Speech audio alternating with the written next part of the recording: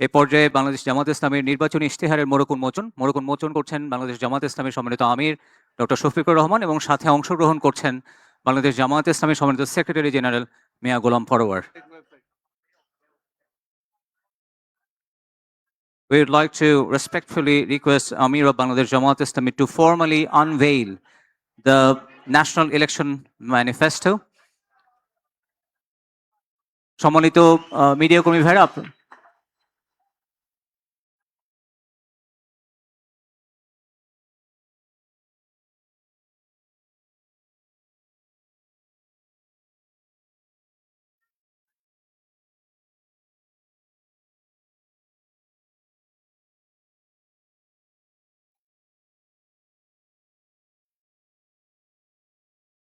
আজ আমরা শুধু একটি ঘোষণাপত্র প্রকাশ করছি না, আজ আমরা ঘোষণা করছি আগামী 5 বছরের বাংলাদেশের পথচিত্র। একটি এমন বাংলাদেশের অঙ্গীকার যেখানে থাকবে ন্যায় বিচার, সুশাসন ও মানবিক মর্যাদা, যেখানে সরকার হবে জনগণের সেবক এবং জবাবদিহিমূলক প্রতিনিধি। এই লক্ষ্য সামনে রেখে আমরা প্রকাশ করতে চলেছি বাংলাদেশ জামায়াতে ইসলামীর নির্বাচনী ইশতেহার 2026। আমরা চাই এমন একটি বাংলাদেশ যেখানে মানুষ নিরাপদে বাঁচবে, মর্যাদার সাথে বাঁচবে এবং ন্যায় ও ইনসাফের সাথে এগিয়ে যাবে।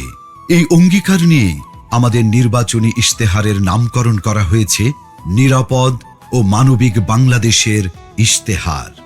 আমাদের ইশতেহারটি 10টি মূল বিষয়কে কেন্দ্র করে তৈরি করা হয়েছে। প্রতিটি বিষয়ই এক একটি স্তম্ভের মতো, যা আমাদের নীতির ভিত্তি এবং দৃষ্টিভঙ্গি নির্দেশ করে। আমরা যথাক্রমে রাষ্ট্রের সকল নাগরিকের সাথে সমস্বরে 5টি মৌলিক বিষয়ে হাঁ বলতে চাই, আর তা যথাক্রমে সততা, ঐক্য, ইনসাফ, দক্ষতা ও কর্মসংস্থান। যেভাবে কিছু বিষয়ে আমাদের অবস্থান স্পষ্টভাবে হাঁ এর পক্ষে, ঠিক তেমনি 5টি বিষয়ে আমাদের অবস্থান দ্ব্যর্থহীনভাবে না। আমরা শক্তভাবে না বলতে চাই দুর্নীতি, ফ্যাসিবাদ, আধিপত্যবাদ, বেকারত্ব ও চাঁদাবাজিকে। এই 10টি বিষয়ে আমাদের অবস্থান নির্ধারণ করে দেয় আমাদের দৃষ্টিভঙ্গি, আর এই দৃষ্টিভঙ্গিকে বাস্তবে রূপ দিতে বাংলাদেশ জামায়াতে ইসলামী আগামী 5 বছরের সরকার পরিচালনায় 26টি বিষয়কে অগ্রাধিকার দেবে। 1. জাতীয় স্বার্থে আপোষহীন বাংলাদেশ।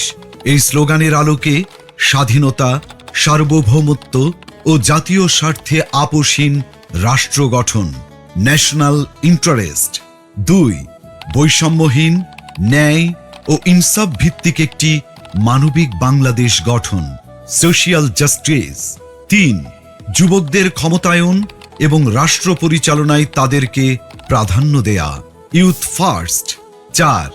নারীদের জন্য নিরাপদ, মর্যাদাপূর্ণ ও অংশগ্রহণমূলক রাষ্ট্র গঠন। 5. আইন শৃঙ্খলা পরিস্থিতির সার্বিক উন্নয়নের মাধ্যমে মাদক, চাঁদাবাজ ও সন্ত্রাসমুক্ত একটি নিরাপদ রাষ্ট্র বিনির্মাণ। 6. সকল পর্যায়ে সৎ নেতৃত্ব প্রতিষ্ঠা ও প্রাতিষ্ঠানিক সংস্কারের মাধ্যমে দুর্নীতিমুক্ত রাষ্ট্র গঠন। 7. প্রযুক্তি নির্ভর আধুনিক ও স্মার্ট সমাজ গঠন। 8. প্রযুক্তি, ম্যানুফ্যাকচারিং, কৃষি ও শিল্প সহ নানা সেক্টরে ব্যাপক ভিত্তিক কর্মসংস্থান সৃষ্টি, সরকারি চাকুরিতে বিনামূল্যে আবেদন, মেধার ভিত্তিতে নিয়োগ ও সকল ধরনের বৈষম্য দূরীকরণ। 9. ব্যাংক সহ সার্বিক আর্থিক খাতে সংস্কারের মাধ্যমে আস্থা ফিরিয়ে এনে বিনিয়োগ ও ব্যবসা বান্ধব টেকসই ও স্বচ্ছ অর্থনীতি বিনির্মাণ। 10. সমানুপাতিক পিআর পদ্ধতির নির্বাচন সহ সুষ্ঠু নির্বাচনী পরিবেশ তৈরি ও তত্ত্বাবধায়ক সরকার ব্যবস্থা শক্তিশালী করে সুসংহত ও কার্যকর গণতন্ত্র নিশ্চিত করা। 11.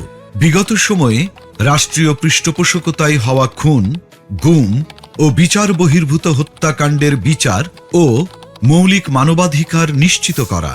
12. জুলাই বিপ্লবের ইতিহাস সংরক্ষণ, শহীদ পরিবার, আহত ও পঙ্গুত্ব বরণকারী জুলাই যোদ্ধাদের পুনর্বাসন এবং জুলাই সনদ বাস্তবায়ন করা হবে। 13 কৃষিতে প্রযুক্তির ব্যবহার ও কৃষকদের সহযোগিতা বাড়ানোর মাধ্যমে কৃষিতে বিপ্লব সৃষ্টি করা। 14 2030 সালের মধ্যে সম্পূর্ণ ভেজালমুক্ত খাদ্য নিরাপত্তা এবং 3-0 ভিশন, পরিবেশগত অবক্ষয়ের শূন্যতা, বর্জ্যের শূন্যতা এবং বন্যা ঝুঁকির শূন্যতা বাস্তবায়নের মাধ্যমে সবুজ ও পরিচ্ছন্ন বাংলাদেশ গড়া। 15 ক্ষুদ্র ও মাঝারি শিল্পের বিকাশের পাশাপাশি ভারী শিল্প প্রতিষ্ঠা, দেশি বিদেশি বিনিয়োগ বান্ধব পরিবেশ নিশ্চিতের মাধ্যমে ব্যাপক ভিত্তিতে শিল্পায়ন ও কর্মসংস্থান তৈরি। 16 শ্রমিকদের মজুরি ও জীবনযাত্রার মান বৃদ্ধি এবং মানসম্মত কাজের পরিবেশ, বিশেষ করে নারীদের নিরাপদ কাজের পরিবেশ সৃষ্টি করা। 17 প্রবাসীদের ভোটাধিকার সহ সকল অধিকার নিশ্চিতকরণ এবং দেশ গঠনে আনুপাতিক ও বাস্তবসম্মত অংশগ্রহণ নিশ্চিত করা। 18 সংখ্যাগুরু সংখ্যালঘু, মেজরিটি মাইনরিটি নয়, বরং বাংলাদেশের নাগরিক হিসেবে সকলের নাগরিক অধিকার প্রতিষ্ঠা এবং পিছিয়ে থাকা নাগরিক ও শ্রেণীগোষ্ঠীর জন্য বিশেষ সুবিধা নিশ্চিত করা। 19 আধুনিক ও সার্বজনীন স্বাস্থ্যসেবা প্রদান এবং গরিব ও অসহায় জনগোষ্ঠীর জন্য পর্যায়ক্রমে বিনামূল্যে উন্নত চিকিৎসা নিশ্চিত করা। 20 সমসাময়িক বিশ্বের চাহিদাকে সামনে রেখে শিক্ষা ব্যবস্থার মৌলিক সংস্কার এবং পর্যায়ক্রমে বিনামূল্যে শিক্ষা নিশ্চিত করা। 21 দ্রব্যমূল্য ক্রয় ক্ষমতার মধ্যে রেখে স্থিতিশীলতা নিশ্চিত করা এবং অন্যান্য মৌলিক চাহিদার পূর্ণ সংস্থানের নিশ্চয়তা। 22 যাতায়াত ব্যবস্থাকে ঢেলে সাজানো এবং রাজধানীর সাথে দেশের বিভাগীয় শহরগুলোর সড়ক রেলপথের দূরত্ব পর্যায়ক্রমে 2 থেকে 3 ঘন্টায় নামিয়ে আনা, দেশের আঞ্চলিক যোগাযোগ ও ঢাকার অভ্যন্তরীণ যাতায়াত ব্যবস্থায় মৌলিক পরিবর্তন আনা। 23 নিম্ন ও মধ্যবিত্ত পরিবারের জন্য স্বল্প মূল্যে আবাসন নিশ্চিত করা। 24 ফ্যাসিবাদী ব্যবস্থার পূর্ণ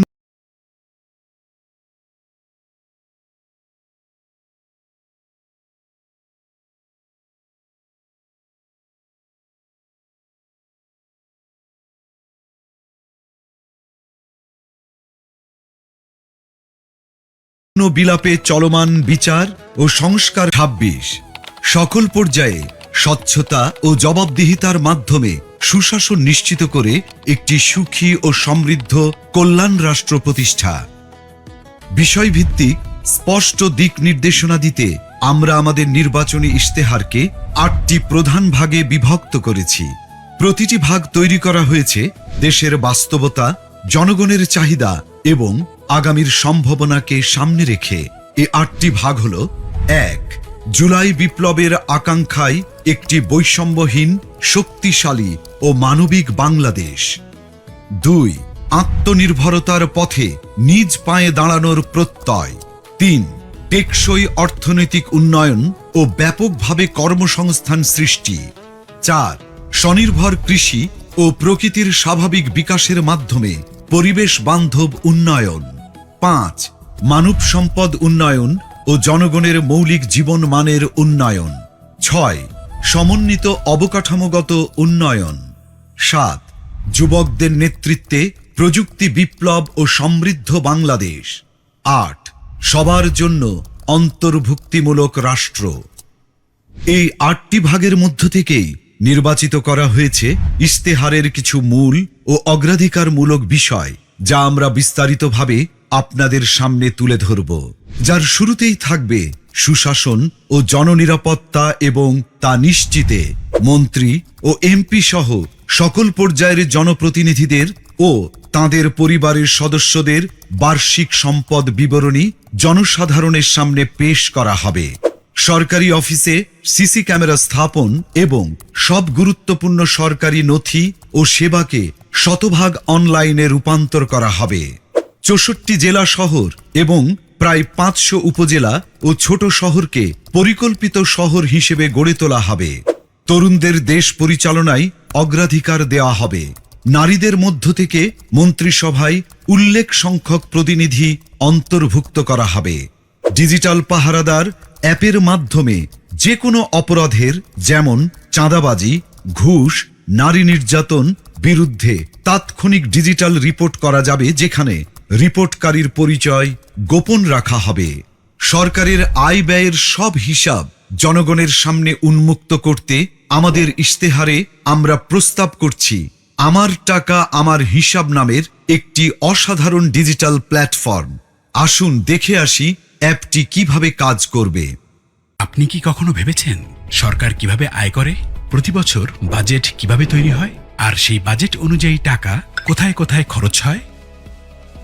সরকারের আয় আসে আপনার দেয়া কর, বিদেশি অনুদান, ঋণ, আমাদের প্রবাসী হিরোদের পাঠানো রেমিটেন্স এবং সেবামূলক আয় থেকে। আর এই টাকা দেশের বিভিন্ন খাত ও প্রকল্পে ব্যয় করা হয়, যার সঠিক হিসাবটা জানা রাষ্ট্রের নাগরিক হিসাবে আপনার একটি অধিকার। বর্তমানে এই হিসাব জানার প্রক্রিয়া অনেক জটিল ও কঠিন, কিন্তু কেন বারবার আপনাকে এই বিষয়ে অন্ধকারে রাখা হয়? কারণ এই জটিলতাই দুর্নীতিবাজদের জন্য একটি নিরাপদ আশ্রয় তৈরি করে, আর অপরাধীরা থেকে যায় লোকচক্ষুর অন্তরালে। এবার সেই সমস্যার সমাধান হবে আমার টাকা আমার হিসাব নামের একটি অসাধারণ ডিজিটাল উদ্যোগের মাধ্যমে। এই প্ল্যাটফর্ম ব্যবহার করে আপনি সরকারের বার্ষিক আয় ব্যয়ের পুরো হিসাব দেখতে পারবেন, জানতে পারবেন সরকার কত টাকা কর পেয়েছে, বিদেশ থেকে কত অনুদান এসেছে, কত ঋণ এসেছে, কত টাকা এসেছে সেবামূলক আয় থেকে, এবং মোট কত টাকা রেমিটেন্স দেশের অর্থনীতিতে যোগ হয়েছে। জানা যাবে সেই আয়ের টাকা কোন খাতে কোথায় কত খরচ হয়েছে এবং হচ্ছে। এমনকি নির্দিষ্ট এলাকা অর্থাৎ জেলা, উপজেলা বা থানা পর্যায়েও আয় ব্যয়ের হিসাব জানতে পারবেন। নির্দিষ্টভাবে কোন প্রকল্পে কত টাকা খরচ করা হয়েছে তাও জানা যাবে এই প্ল্যাটফর্ম ব্যবহার করে। এই প্ল্যাটফর্মের মাধ্যমে ব্যয়ের কোনো অসঙ্গতি চোখে পড়লে আপনি প্রশ্ন করতে পারবেন, প্রয়োজনে অভিযোগও জানাতে পারবেন। এভাবেই আমরা সবাই নিজ নিজ জায়গা থেকে দেশের আয় ব্যয়ের প্রতি সচেতন হব, দেশের আর জনগণের কাছে সরকারের স্বচ্ছতা ও জবাবদিহিতা নিশ্চিত করতে পারব। এই সুন্দর উদ্যোগটি সত্যি করতে প্রয়োজন আপনার একটি মূল্যবান ভোট। আগামী নির্বাচনে দাড়িপাল্লার পক্ষে দেয়া আপনার ভোটেই তৈরি হবে একটি দুর্নীতিমুক্ত সততার বাংলাদেশ।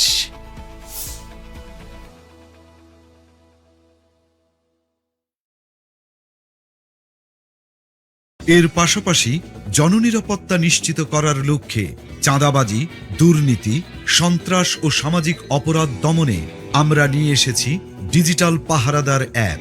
আসুন এখন অ্যাপটি সম্পর্কে আমরা বিস্তারিত জেনে আসি। প্লে স্টোর বা অ্যাপ স্টোর থেকে ডিজিটাল পাহারাদার অ্যাপটি ডাউনলোড করুন। আপনার ফোন নাম্বার দিয়ে রেজিস্ট্রেশন করুন। 6 সংখ্যার গোপন পিনটি সেট করুন। কোন ধরনের অভিযোগ দিতে চান তা সিলেক্ট করুন। অভিযোগের প্রমাণ সংযুক্ত করার জন্য ছবি, ভিডিও, অডিও রেকর্ড করুন অথবা মেসেজ টাইপ করুন। অভিযোগটি পূর্বে রেকর্ড করা থাকলে ছবি, ভিডিও, অডিও আপলোড করুন। আমি উপরের শর্তাবলী পড়েছি, এই লেখাটিতে টিক মার্ক দিন, তারপর জমা দিন বাটনে ক্লিক করুন। অভিযোগের 24 ঘন্টার ভেতরে দ্রুততম সময়ে ব্যবস্থা গ্রহণ করা হবে। আপনার অভিযোগটির অগ্রগতি অ্যাপটির মাধ্যমে ট্র্যাক করতে পারবেন। অভিযোগটির সর্বশেষ তথ্য আপনাকে SMS এর মাধ্যমে জানানো হবে।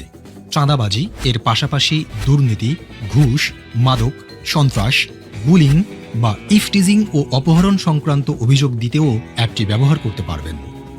অভিযোগকারীর নিরাপত্তা নিশ্চিত করার জন্য পরিচয় গোপন রাখা হবে। এখন আমরা আলোচনা করব অর্থনীতিকে শক্তিশালী করতে আমাদের প্রস্তাবিত কর্মপরিকল্পনা নিয়ে।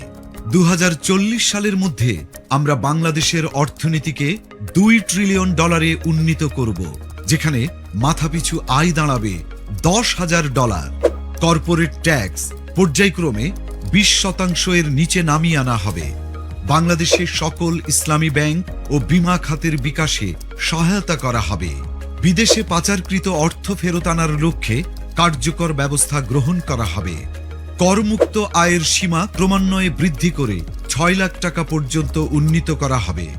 অর্থনৈতিক কর্মকাণ্ড গতিশীল করার মাধ্যমে জিডিপি প্রবৃদ্ধির হার ক্রমান্বয়ে 7% উন্নীত করা হবে। আমাদের ইশতেহারের আরেকটি অন্যতম প্রধান অগ্রাধিকার যুব সমাজ ও কর্মসংস্থান।